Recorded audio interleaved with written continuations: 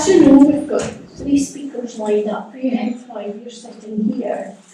So, first of all, can I briefly introduce John Stevenson? John is the Conservative MP for Carlisle.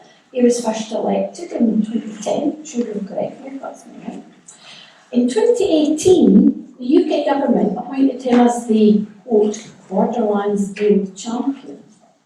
So, John, without further ado, can I ask you to address the company, please?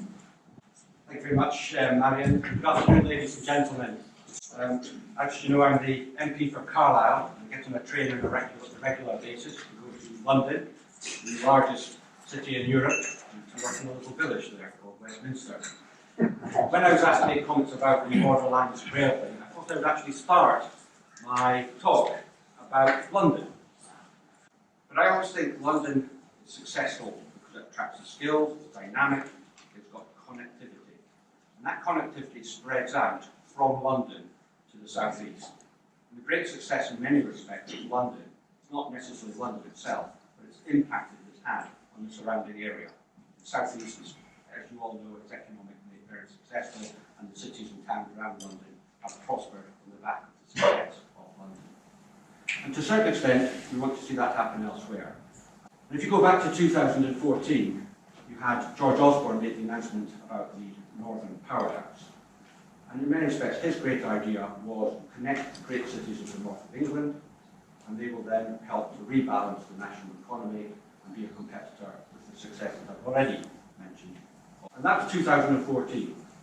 And then in the 2017 general election, there was a commitment by Conservatives for a growth deal for the Borderlands area.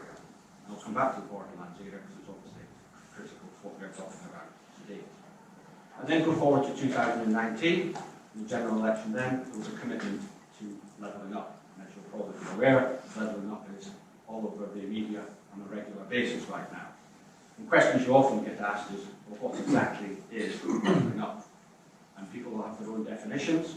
From my perspective, I think it's 2 very simple things.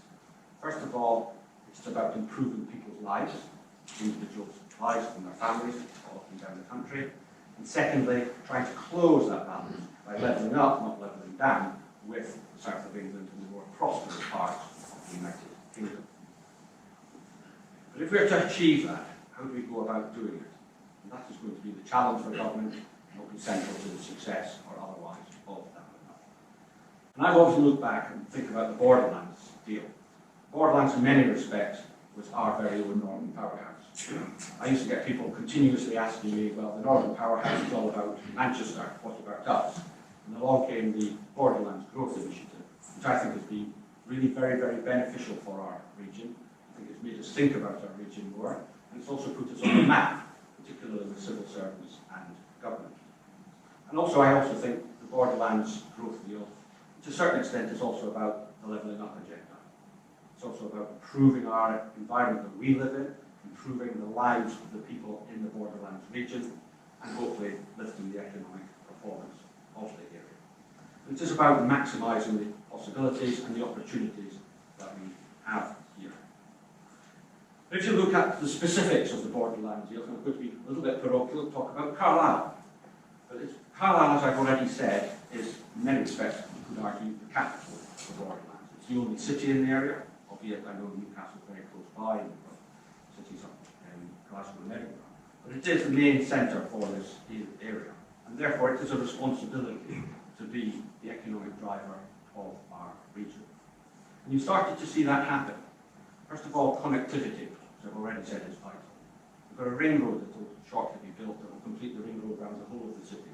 That's £150 million of investment.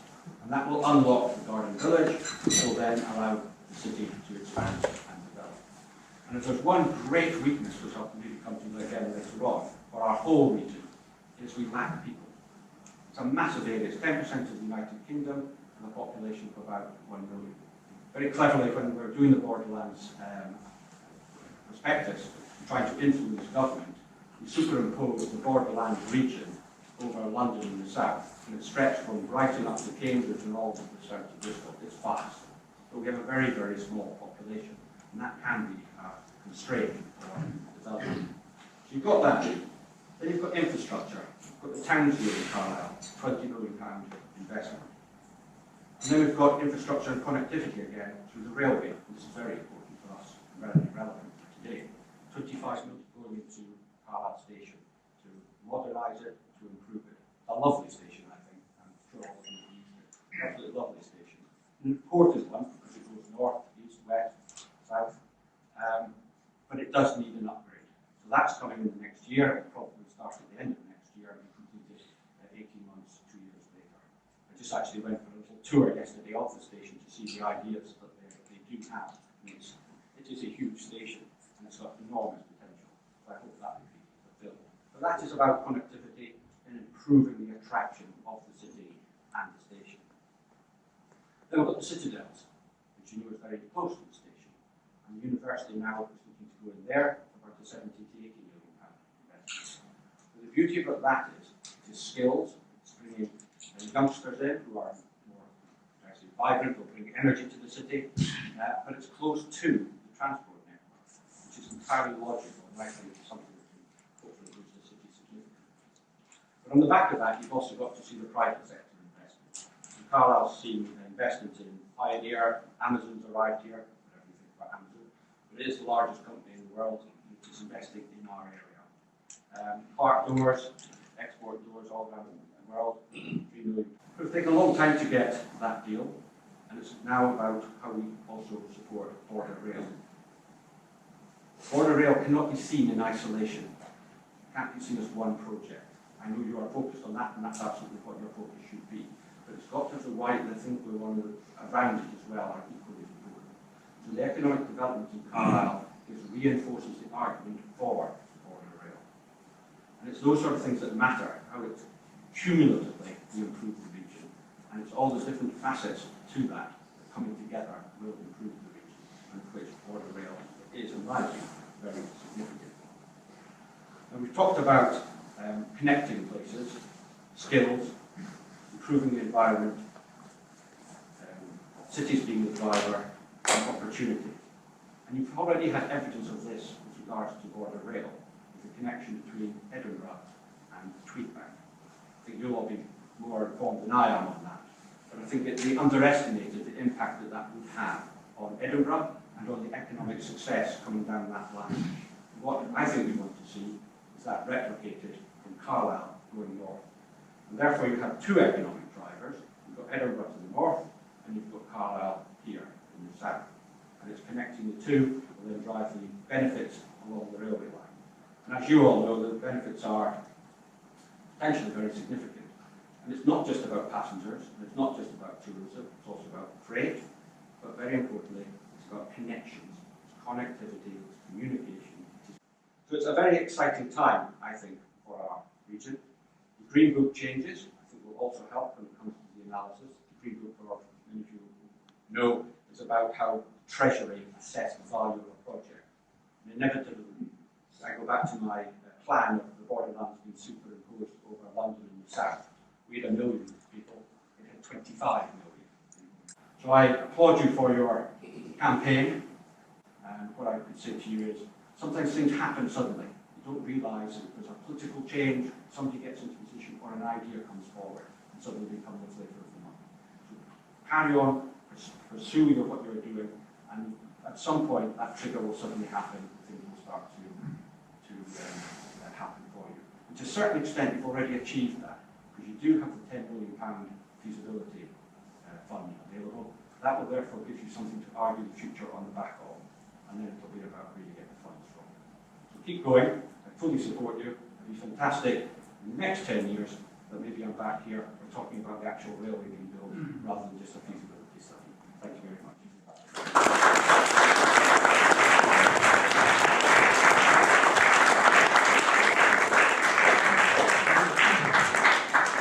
Thank you very much, John,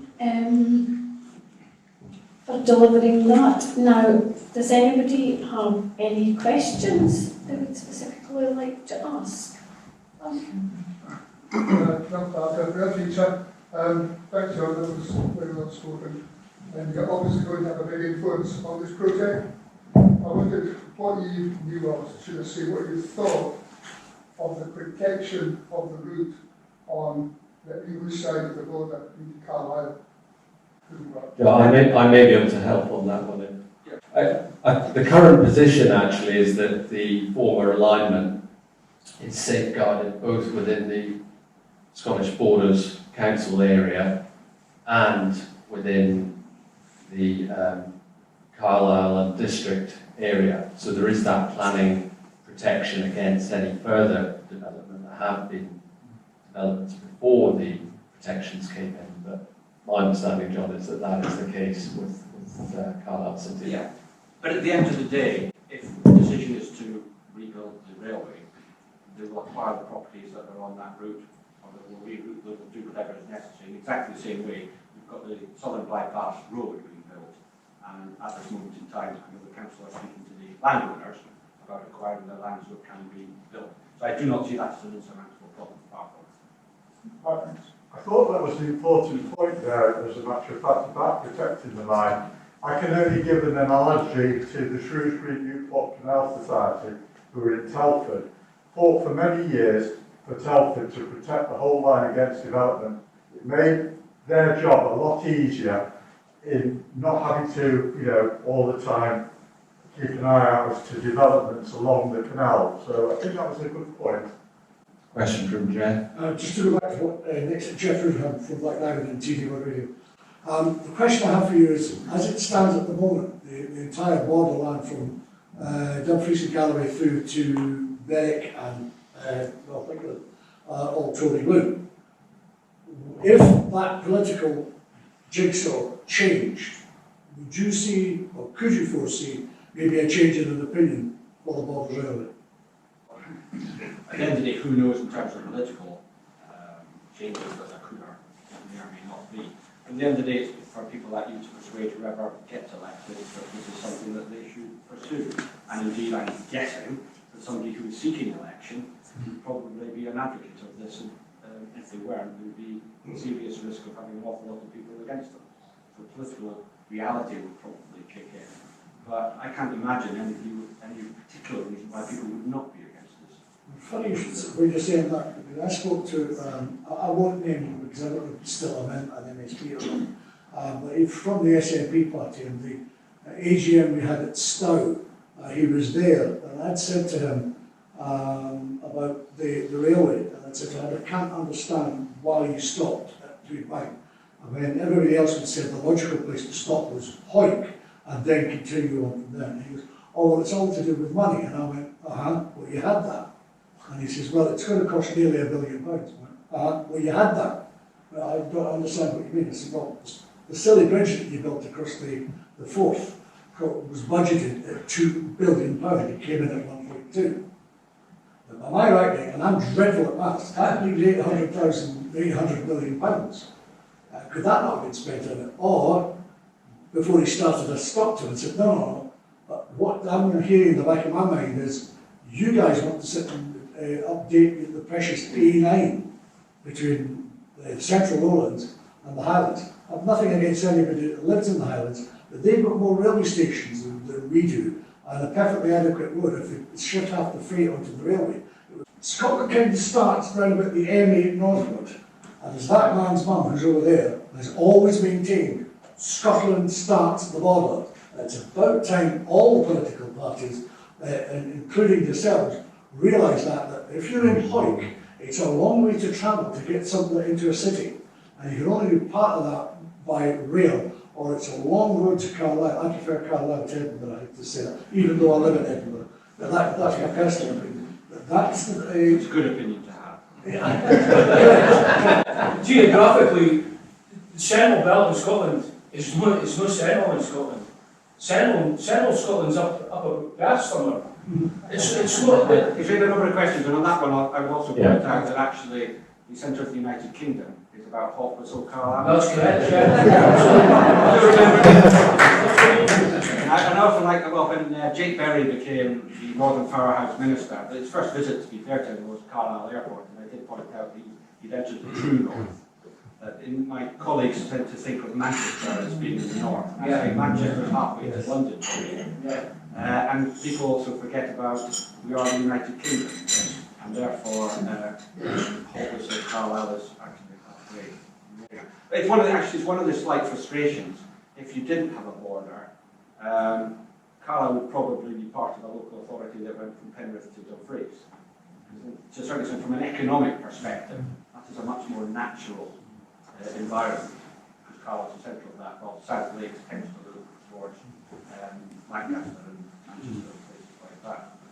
So there's that. But there's always going to be geographical issues. And going back to your point about funding,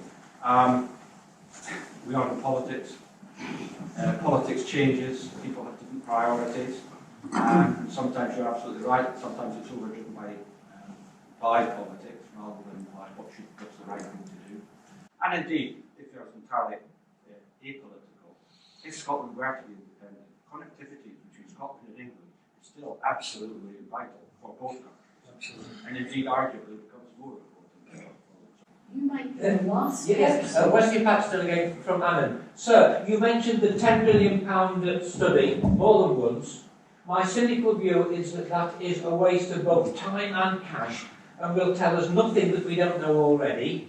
And I'm wondering exactly who or what is stopping that line being started next month. Government works in a very particular way.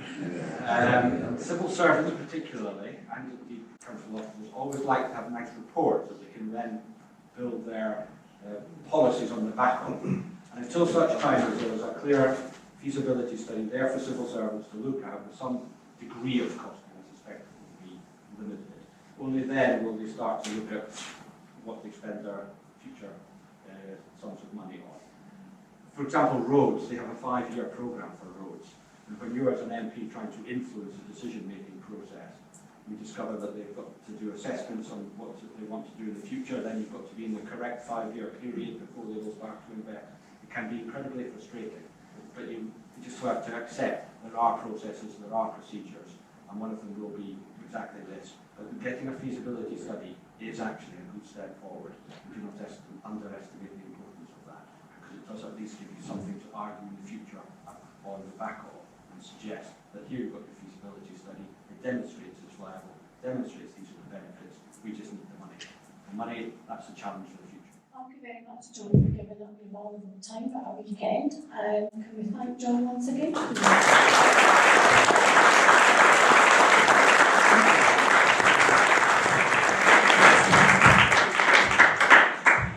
Anyway, now, ladies and gentlemen, can I move on to the second speaker? And we're delighted about this.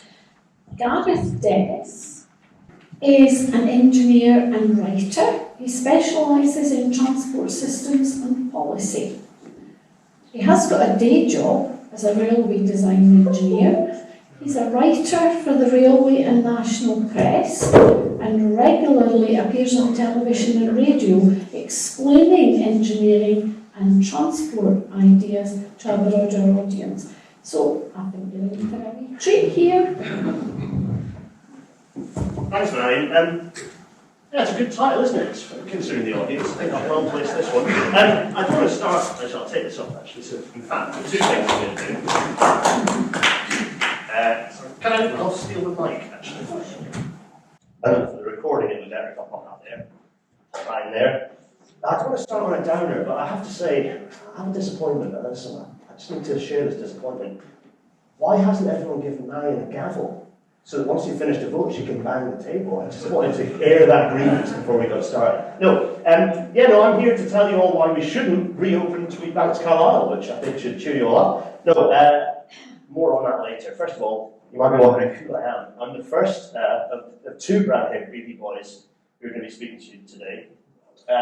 It's me getting excitable in front of actually a former railway bridge, so you might recognise that one. I'm an engineer. My day job is that I am a railway design engineer. But because no one knows who I am, it means I get to say things that are perhaps more controversial than say, Rob might have to kind of hold himself to. So you've got the pleasure of me getting very excited about railways. My day job is I work for Arcadis. I'm a design engineer by training, by trade, but also I do lecturing and kind of other things. Kind of teaching about railways and infrastructure and sustainability. My head pops up on various things, and I do write for Rail Magazine. You might, maybe you read Rail Magazine, you might. In fact, I've spotted I have spoken warm words about your campaign in relation to another campaign up in the northeast of Scotland, where I grew up, about reopening their railway lines, or should I say reinstating a railway service, both westwards and northwards from Aberdeen. Anyway, yeah, so I pop up on things. I have my own little thing that goes out on Wednesdays that I won't bore you with. And also I do a lot of other campaigning, so kind of I have a strong passion for campaigning about things, cycle campaign, electrifying things. Please push that hard. Electrification is good. And various other bits. No, campaign for level boarding. So I have a real strong, kind of really passionate about accessibility, people's access, not just getting a railway in the first place, but actually then being able to get on the damn trains, because in most cases that doesn't happen.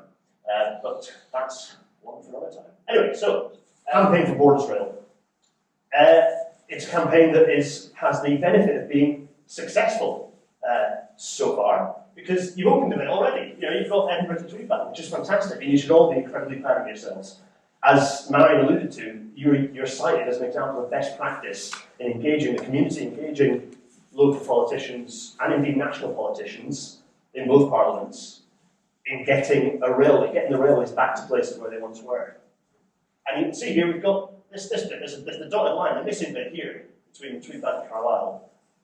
But why should there be a railway between Tweedbank and Carlisle? You know, why should there be a railway between Tweedbank and Carlisle? Well, let me tell you one thing that it isn't. It is not to reverse beaching, right? That is not the reason.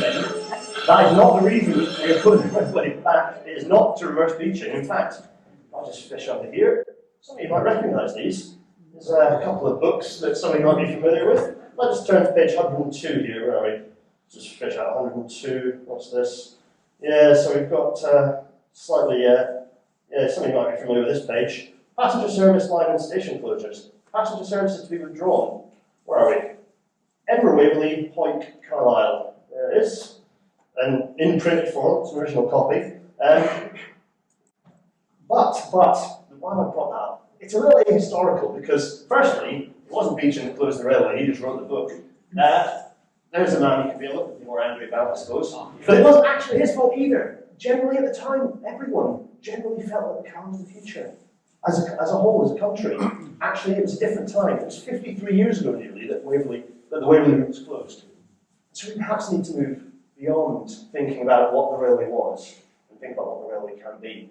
And this is a quote attributable to myself, so you can shout at me about it. But just because closing a railway was a bad idea, it doesn't mean reopening it is a good idea. And that's really critical for everyone to have in their minds as part of what is happening here at the campaign. So I'm going to go through three different aspects, three different zoom levels, if you like, of reasoning for this. And actually, I'm quite pleased that John kind of went, you shot my fox away, because actually we're going to say very similar things. And before I kind of say one, I am an engineer, and yes, whilst I could harp on about handle clips until the cows come home, I'm going to avoid going into the nitty-gritty engineering because it's not something that you should be worrying about yet, and rightly so. But if you want to talk about handle clips and G44 sleepers, I will wait afterwards outside and you can around me about them then. And the three levels. We've got the local level, we've got the regional level, and we've got the national level. And you cannot think about Borders Railway without absolutely understanding all three levels. I'm going to go through this. I'm wandering around lots because I like to wander around a lot, but if I'm in the way, just shout at me. So we're going to start, there it is. There's the, actually it's the forward route, so you can see it's very good. I wouldn't build a railway like that if I was doing it today, but anyway. Start with the local case, right? And actually, you've all got a very good understanding of the local case. I don't need to really talk much about the local case because you've shown fantastically how much, you know, Marion speaking there, speaking to people on the ground. Actually, you've got the local case down. You speak to local politicians, you speak to local people, local businesses, you understand the needs that they have. So I'm not going to dwell much on it because you've done it. You understand it. You've shown that you understand the local case. I don't really need to talk about it, which suits me. Because it means that I can waffle on about strategic things and wave my arms around a bit more. But also it's nice to just put the Borders 170 up, because it's very nice, isn't it? Is it still around? Does it float around? Have they stripped the stickers off it yet? I was quite like seeing it. So you've got, you know, you've got the Melrose, St Boswell's, Hoyk, Newcastleton, Longtown, Carlisle, and all the places that aren't directly on the former route. All these local communities. So much as you understand them, you all understand them so well, just absolutely reinforce that. Continue to have that understanding, that connection to communities, because that is your absolutely unique selling point. But there are challenges with this section. It's a very different bit of railway line to the section that was opened between Bank and Edinburgh. Bank and Edinburgh was a commuter railway, by and large, with a little bit of rural section at the end. That makes it a very different beast. So, which brings me on to the next bit. We're going to talk about the regional case, understand the regional case for the line. So, we've got, so I'll bring this map back up, right? And when we start going through populations, we've got these various sort of sizes. We've got Melrose is 2,500, St Boswell's 1,500-ish, Selkirk is, the best part of 6,000 people, Jedburgh 4,000. These are fairly sizable populations. It's about 15,000. And Hoyk itself about 14,000. These are large communities. Actually, if you go to the Scottish Greens, which I have to say they've done a very good positive rail report up in Scotland, the Rail for All report, they've taken a really good strategic approach in looking at populations of 5,000 or more merit a heavy rail connection. And I have to say that's a good way, a good systemic way of looking at the problem. Newcastleton's only Tiddly, but the point of Newcastleton is that it served this sort of large catchment here, for all sorts of reasons. There are benefits to having it stop there, but obviously there are feasibility studies that will understand where they're going to put stations, where they're going to end up being. But I just sort of picked these for the ease of speed to sort of give you an idea. Longton 2000, and then obviously, Langham, not to mention Langham, it was the Langham crew. Langham, of course, 2000, and then Carlisle, big city, 110,000 population-ish. And that doesn't include the wider area, the wider catchment, as John Lowe, much larger, wider catchment of kind of local areas that feed into that. So this is you've got a large population, you've got a large captive population. It's not just thinking about those individual towns, those individual villages, but it's thinking about the whole. And much as I don't like to talk about, economic growth and stuff, because it's quite arbitrary and it doesn't feel too connected to people, actually, I agree with John. The agglomerative effects of thinking about this population as one means that you end up creating something that is larger than the kind of the sum of its parts. So on the one hand, you've got all these people who are currently without an easily accessible permanent form of public transport. Right, okay, this video is a thing that I've done with a bunch of nerds, and it's about looking at, as I alluded to, systemic kind of using data to understand what a railway network should look like. You might recognise this funny shaped lump as being Wales. By my first name, you might recognise that I have some Welsh in me, so it felt like Wales was a good start. What you're going to see is looking at different population centres of different size. The brighter the blue colour, the larger the population centre. So if I click this button, it should, that's going to disappear. So these are, you can see Cardiff, Newport, Swansea, in some of the larger places, and then it's connecting them up. So it's going, right, okay, so you have fast connectors, okay, then you connect up the places that are smaller, and this is a way to draw what the ideal rail network should look like, right? So you can see here, the Welsh network, and actually it does look broadly like what the Welsh network looks like now, right? But it's not, if you replicate this for the borders, so you can imagine, you can see here, you've got all these small places that are kind of bright blues, and you can see that, it gives you an idea. I use this when people say that the north-south connection in Wales should be on the coast. It shouldn't. It should be up on the English border. But anyway, the reason I put that up is because you can imagine the same thing, right, for this area. So if you drop in all the different population centres, and actually this is I'll admit an error in this one, right, an issue with this, which is I've only looked at Scotland, and this is one of the challenges you'll have. Is actually there are a lot of population centres down here that need to be part of this analysis. And actually, John, you alluded to this, and others have alluded to it. That border is pretty contrived, right? There are lots of reasons why it's there, but actually, people living on either side of that border are speaking the same dialect, they're speaking the same accent, so much of what your views might be about independence or otherwise, practically still, even post-independence, really, we should still be considering this area as one whole lump. And so, yeah, if you can imagine this existing railway network in bright yellow there, that's a bit thin, you can sort of see what's going on. There's a gap, there's an obvious gap here. As we've seen, the criticality of being able to ship freight around this country, goods by rail, has been shown to be absolutely critical during the pandemic. And without that resilience, there's a risk that you couldn't achieve that. So this is a key, has to be a key argument, an absolutely key argument. And for me, that's why you've got to think, hopefully I've made the case reasonably well, that you have to think locally, regionally, and nationally about the needs for this rail infrastructure. Of course, there is one problem. And it's here, it's nice and big. Treasury is a problem, and to a lesser extent, Hollywood as well. Those who hold the purse strings are a real challenge.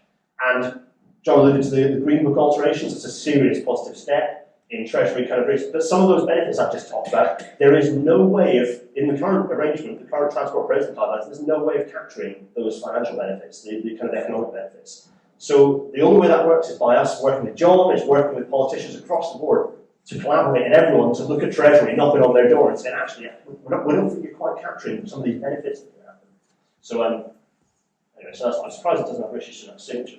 Anyway, right. So understanding possibilities requires us to imagine a new railway, not a reopened one. That's the reason why I titled my provocative slide as, why we shouldn't reopen Tweedbank to Carlisle. Well, actually, it's why we shouldn't reopen Tweedbank to Carlisle. We're not reopening it. It's a new railway, looking at the current challenges we have and working how to tackle all of those and really provide. So yes, we'll be providing something for the communities right along the line, but also actually it's a nationally strategic piece of infrastructure. And if you want to hear me yammering on about other things, okay, there's some links.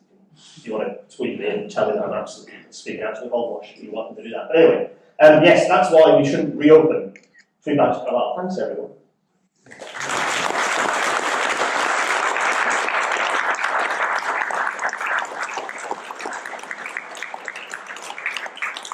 I did it here because you might have questions about the honest. Now, I appreciate that was something just a wee bit different. I heard a few laughs and a few sniggers, and it's just the way he does it, isn't it? It certainly gives you food for thought. So, fire away if you want to ask him something, because I'm sure if he doesn't know, he'll just make it up anyway. Absolutely. I'm an engineer. Kim? For years, I've thought that there's been underinvestment with successive British governments, UK governments in the transport infrastructure in this country. And I think what they're doing with HS2 is wrong. What should have been built from the southeast of England right up to the north of Scotland between Inverness and Aberdeen was a 4-track railway, high speed, 2 lines for freight, one going north, one going south, 2 lines for passenger traffic. Like, they built it in France, the TGV, they built things in Spain, and that's what we should have been doing. Because we just live in a little island in comparison to the likes of China and Russia and big countries like that. I think it's madness, this. It's isn't it? I would love that because it would keep me at work for decades. But the political reality is that it just wasn't going to happen. I'm just going to go back to this slide to explain why. We, in this country, we don't spend enough on transport infrastructure by a sizable percentage of our GDP compared to other similar countries.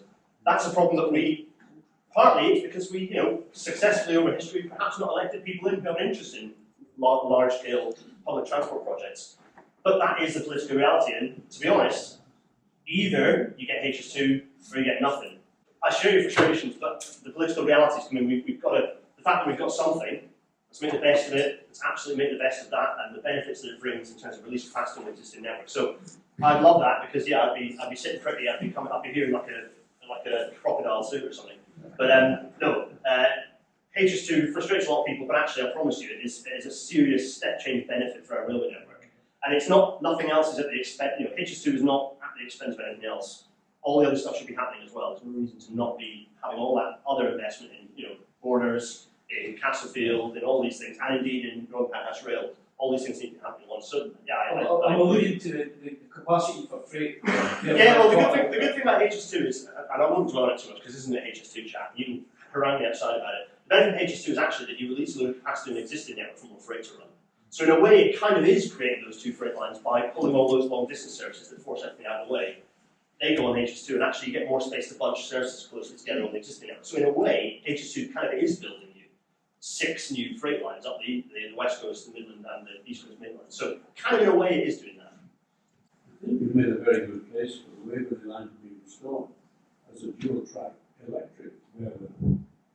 There are some frustrating design choices made between Tweedbank and Edinburgh. I doubt anyone in here won't be frustrated about.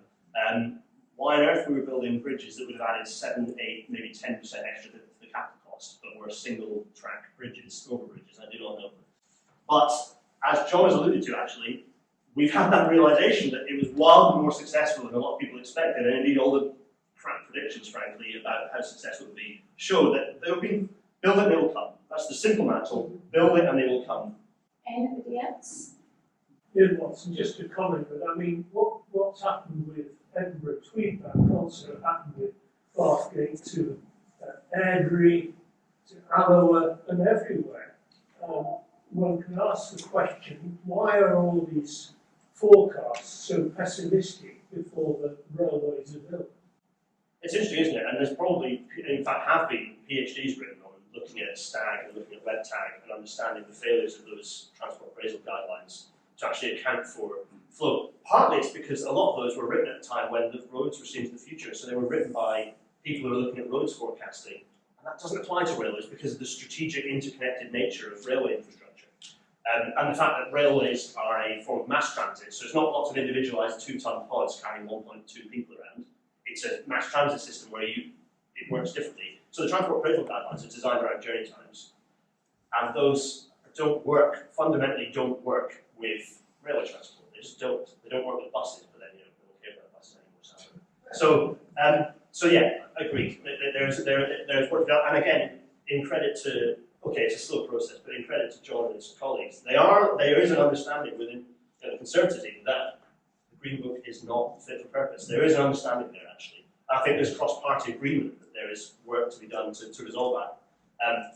I mean, we'll be pulling the current Green Book out of, we can have to really pull that thing out of Treasury's hands, but it will happen, I think, because there's the passion for that to happen cross-party. That's the key thing. And again, the success of this campaign is that it's a cross-party campaign.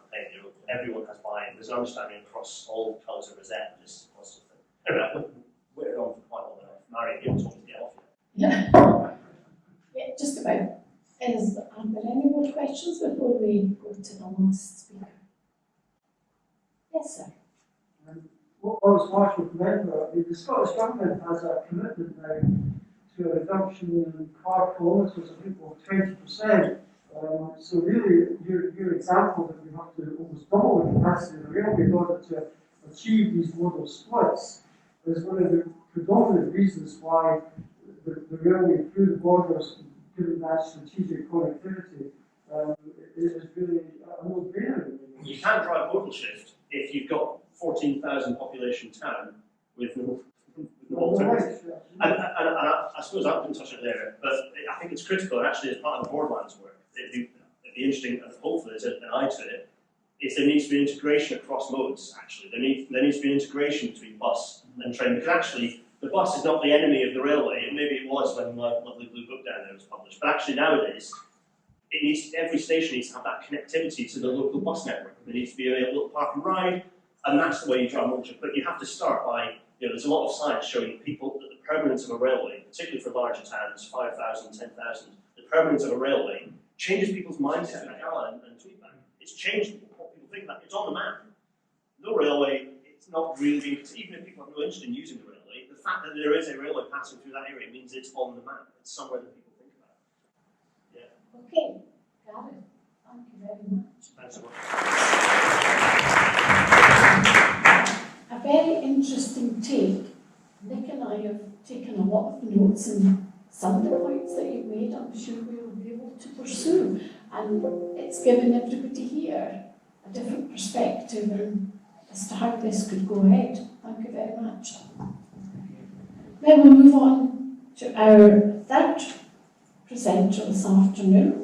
So I hope you appreciate, ladies and gentlemen, there's a very wide and varied selection we've provided you with today. Rob Bell is a television presenter. In fact, quite a lot here on the CV. Adventure, engineer, ambassador. He's been on BBC Television, Channel 5, the Travel Channel, and of course, probably what we know more about is Walking Britain's Lost Railways. In 2020, Rob very kindly agreed to become a patron of CBR, and we're very glad of his support in that. So, up to you now, Rob, to take the floor and give us your presentation. Thank you very much, Marion. Yeah, that was me. You can make up any sorts of things. You can tell people whatever you want, you can tell them they are. I'm an adventurer until I meet someone who's a real adventurer, and then I don't tell them. Now, I'm conscious there may well, and justifiably be, many amongst you thinking to yourselves, well, who is this guy? And what's he got to do with Borders Road? Well, let's tackle those questions head on first up, shall we? Who am I? I'm Rob. As as I said, I'm a TV presenter with an engineering background. What have I got to do with Borders Rail? Not all that much, really, if I'm honest. I'm not a railway enthusiast, per se. I'm not even from around here. That said, I am an engineering enthusiast, and I am always enthusiastic and inspired by a well-planned, positive, widely beneficial idea. And that is exactly what I saw in the Campaign for Borders Rail, and the results of the campaign's work when I first came across it. As Marion said, to come and film an episode of a series that I do on Channel 5 called Walking Britain's Lost Railways, where we told the story of the old Waverley route. That was back in 2019. And that's where I met the very lovely and very persuasive, for those of you who know him, Simon Walton there. There he is. And you can tell that we filmed this in 2019, well, pre-2020, shall we say, because Simon and I actually shook hands when we met, when I got the train. Can you believe it? And look there, we're not 2 metres apart there. So this was pre all of that stuff. That's me, enjoying my ride out from Edinburgh. There we go. At the wonderful Carlisle site, and it is wonderful, John. It is a beautiful piece of architecture. I look forward to seeing that in the next, as you say, period of time. This is quite nice going through some holiday snaps here almost. That's me at Melrose Station. We had a lovely meal in that. I think it used to be an Italian restaurant. I hope it is still. It was lovely, gorgeous.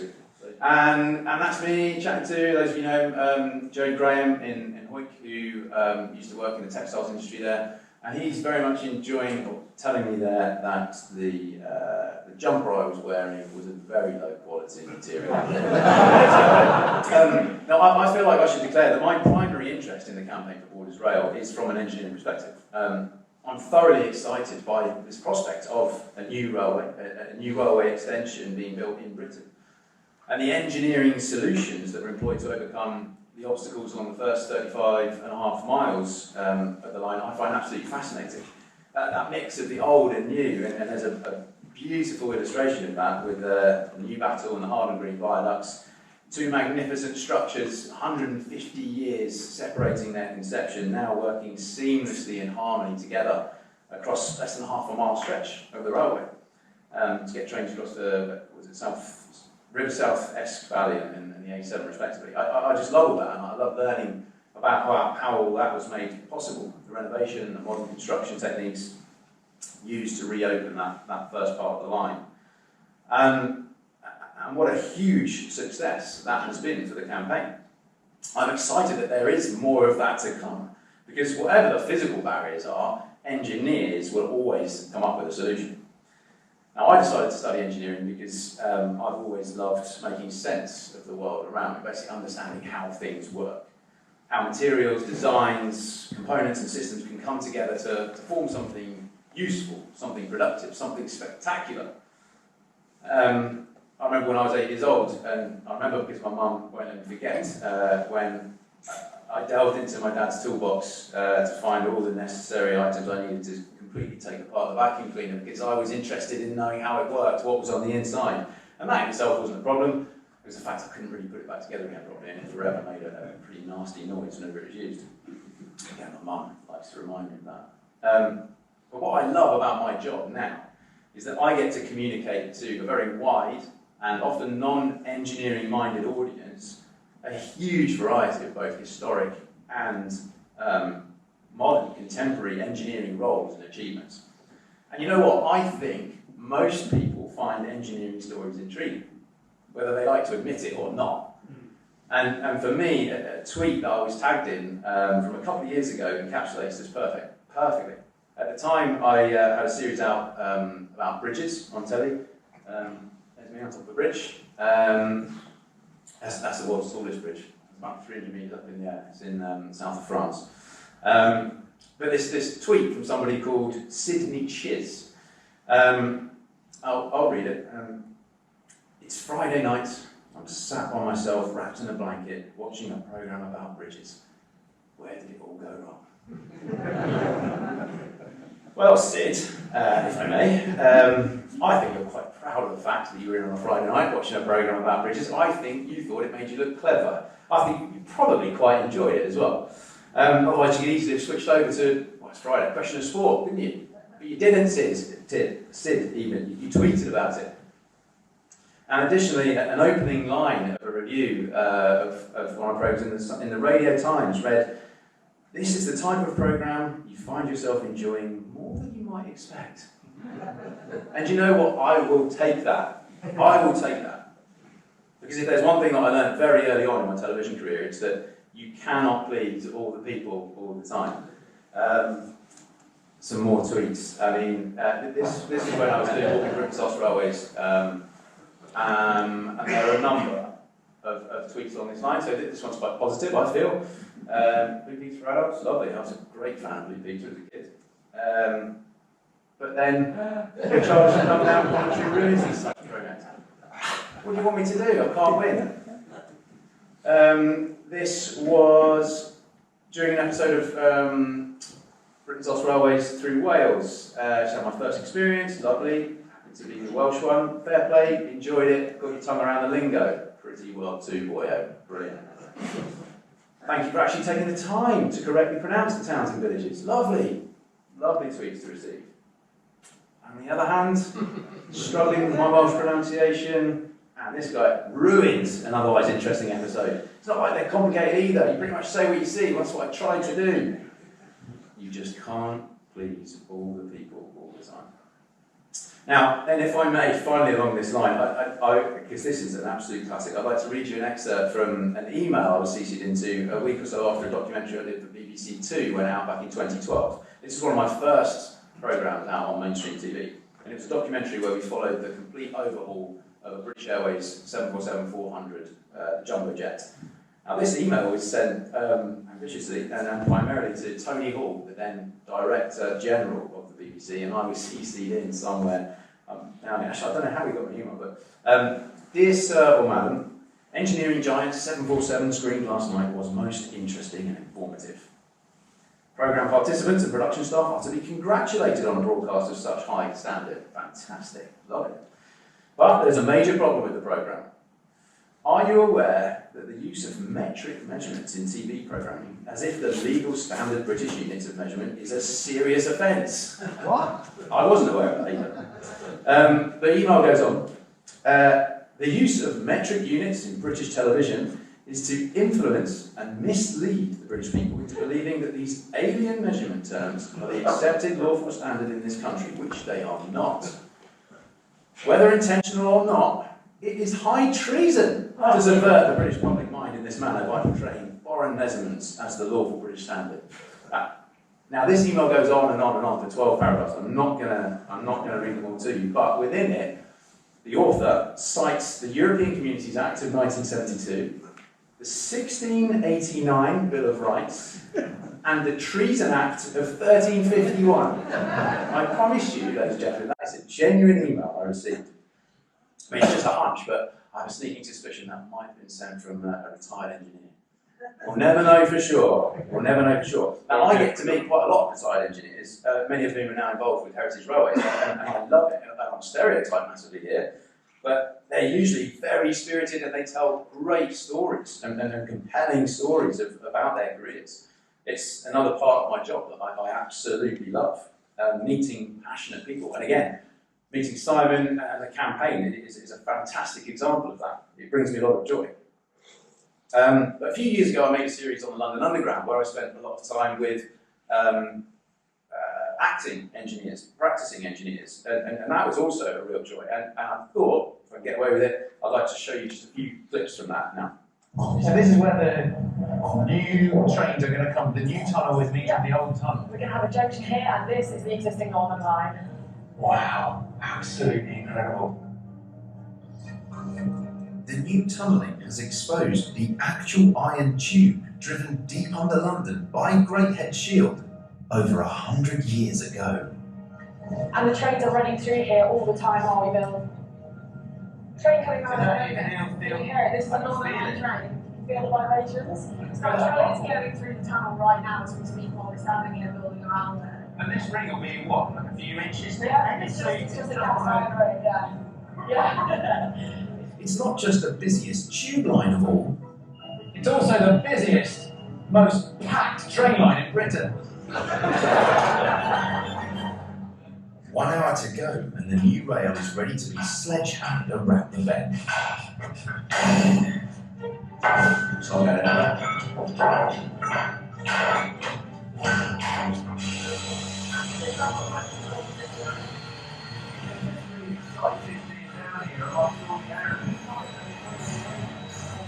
So many people will pass through this tunnel tomorrow and have no idea what's going on down here tonight. That is well worn. So I need to bring this cover away from the wheel, right? Looks like this might need to be undone. They've left me to try and work out how to change the brake block. Right, so let me try and get this out there. That's what we did. Yeah, you're on the right track. Right. So this is on the end. Okay, it's right up. Hey, here we go. Right, I can get that out. Hey, right. That is your old brake block. This is a new one. You can see the difference. This might be a bit tricky getting it back in. Right, starts to go up there. Right, this is tough because it's a lot thicker at the top here now. These classic trains were so well designed, they were made to be simply fixed with simple tools. Almost.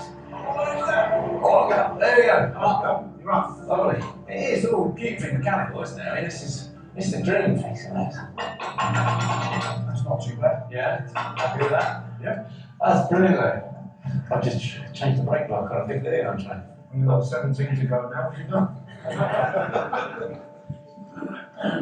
I actually stayed off the Piccadilly line for a few weeks after that, just to make sure. The first clip there with the Northern Line extension, that's happened now, that's open, and I've not been through there yet, the extension to Nine Elms and Battersea Park, or Battersea Power Station.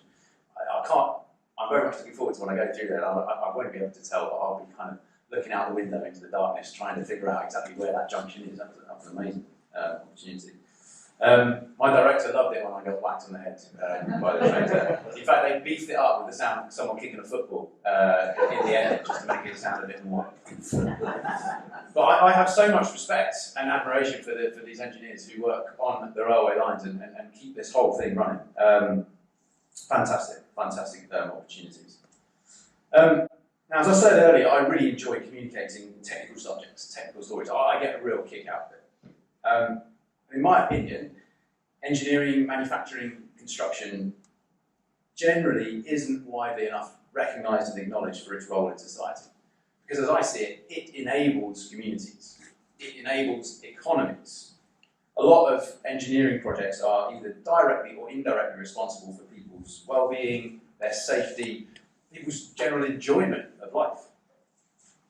And I'm really on my own campaign, my own mission to make science, technology and engineering as well respected and as popular as, say, the NHS during COVID, as Strictly on a Saturday night, as silly little dances seem to have become on something called TikTok.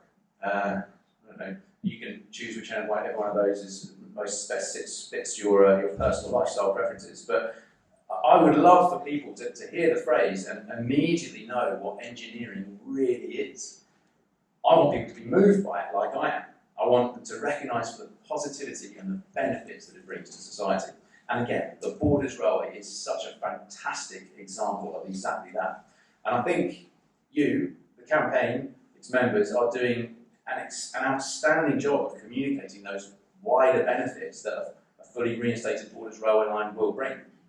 And as an analytically minded engineer, I've loved pouring through all the data and statistics that support the campaign's aims. The size and the areas, the populations it will serve, as Gav was talking about earlier, the overall infrastructure and running costs, what they might be, the economic gains to local industries, projected passenger numbers, and of course the potential emissions reduction from the number of cars and trucks taken off the roads. Which brings me on to a wider environmental benefits of the scheme, which to me are very, very important, and of which I'm sure and I know you are all aware. Because there is an energy shift happening in the UK as we speak, and for that to make really an impact, a transportation shift has to happen alongside it. And whether you're up for it or not, electric car revolution is happening right now.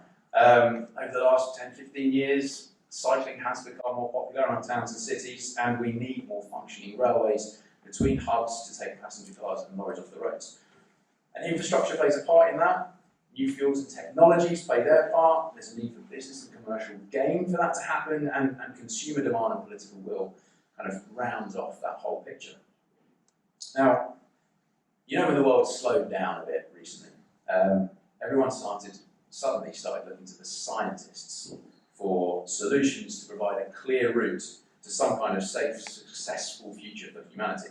And despite the inevitable pressures and challenges that must have created, I suspect there was also an element of empowerment afforded to the scientific community because of that spotlight that was shined on them so intensely. And just look at what's been achieved in a very short space of time from that. Now, I think if it's not already happening, then very soon the world will start looking to the engineers in the same way they recently looked to the scientists to solve the global climate crisis. And I have to say, I've fairly mixed emotions about how well we're doing that in the UK at the moment. I mean, on the one hand, there's been some very ambitious and pleasing to me anyway, targets and announcements made over the last 18 months, 2 years, about our emissions and our journeys towards net zero. I'm not totally convinced that the urgency for the necessary action has followed on or been suitably accounted for. I mean, forget the Insulate Britain campaign. It was my job 18 years ago to dish out government grants for cavity wall and loft insulation, and we're still not there yet. I mean, the urgency's not been there. And I think my own initial optimism towards COP26, which is starting in Glasgow tomorrow, has waned somewhat over the last couple of weeks from what was a real positive feeling about it, and that does worry me. Although I did hear from our sound recordist on Walking Britain to Railways yesterday. He's up at COP26 in charge of the sound and the microphones for the whole thing. He's an interesting chap, very quickly, sorry. He's a very interesting chap. He loves railways. He's a very, very experienced sound engineer. Britain's Got Talent and all that kind of stuff. He is the main sounder for that kind of stuff. So he doesn't really need to be doing these kind of jobs. But he loves railways. So, and he gets to where we're going before the rest of the crew. And he's already done a recce. He's found the best place to get a pint. He's done all of it. He loves it. But he was telling me, he's up at COP26, he was telling me he has the power to shut these little world leaders off if he wants to. Now, despite what might sound like pessimism about that, I do feel optimistic about our environmental future because I have utter confidence in the ability of engineers and the likes of campaigns backing and driving engineering projects forwards, like Borders Road. And I do hope that there is a feeling of empowerment within the campaign membership because the technological solution exists, there is commercial interest to be gained, and it does feel like there's an ever-growing degree of public and political support behind it. Whether that's enough yet, there's a role that they all have to play, and engineers, as I alluded to earlier in how I see engineers' role in the global climate crisis, engineers probably need to step up a little bit and start to take the limelight a bit more and start to push what they, I would say this, what they know, not what they feel, what they know is the right way forward technologically. And that needs to start happening now with infrastructure projects, and in fact I'm doing a talk on this in a couple of weeks about collaboration with engineers and contractors, engineers and the organisations, the clients that are contracting them in, and that needs to be a two-way conversation now where the engineers might have to go back to the clients, the guys who are paying them, to say what you want us to do isn't the right thing to do. So I think engineers need to start to step up to have a bigger role, and I'm telling them that on a regular basis. A comment and a question. Comment, the next time you get somebody rabbiting on about the EU causing us to use metric units, tell them to go to Canada or Australia. The question I was going to ask was, often people in this country, when they talk about engineers, they talk about the man coming to fix the washing machine or the telephone. I worked in the Netherlands and in Germany, and quite clearly there, those people would have been called technicians and not engineers. I wonder why this country has such a misplaced understanding of what engineering is about. I wonder what your view is on that. I have very strong views on this. I think it's as simple as semantics, but that has grown into something much bigger. Part of my studying as an engineer I did in France, at a French university, and engineers in France as well are very highly respected when you tell someone that you're an engineer. And in America, you get a ring. You get a gold ring if you graduate or some kind of ring. I don't know what it is. You know what they're like. They're celebrated. The danger that I think with semantics, as I see it at the moment, is that it can really put youngsters, I hate that term, but I can't think of anything better. Young people and people coming early on into their careers, it might put them off what could be an incredible influence they could have on the world of engineering, because engineering is this very big area. And I think the fact that, it's the guy who fixes your boiler or puts a wheel on your car, which they're all very necessary roles and absolutely respectful people who do those jobs. But I think it might put people off. It puts people off taking those kind of career paths. And I'm, as I say, I'm trying to change that school by school, room by room as I can. And on telly as well. Yeah, trying to give them a bit more profile. Well, realistically, how much training did you have to do for such a monumental undertaking? To run around the world.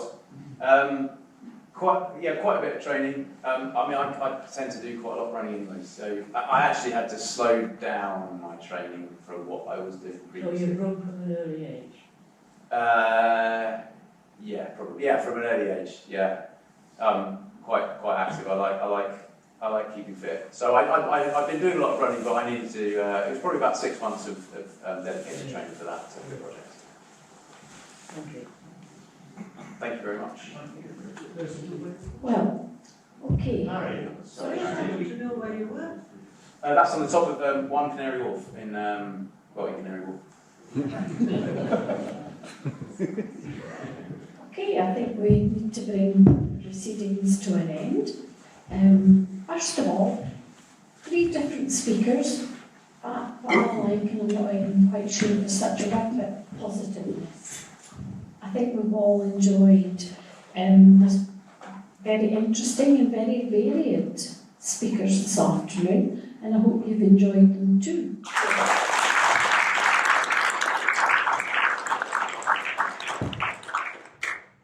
To yourselves as members, and I include the members of the committee because I know some people come from nearby, a lot of people have travelled greater distances, and we have been a bit worried about the weather of late, so you've done all jolly well to have got here. So thank you once again for being there for us, and be assured we will take the advice of these 3 gentlemen and we will be pursuing this campaign very actively. Now, some of you might have bought a calendar, some of you might have intentions of buying a calendar. I'm trying to minimise this sales pitch. Rob Bell very kindly is sitting there and he'll sign a calendar for you if you want.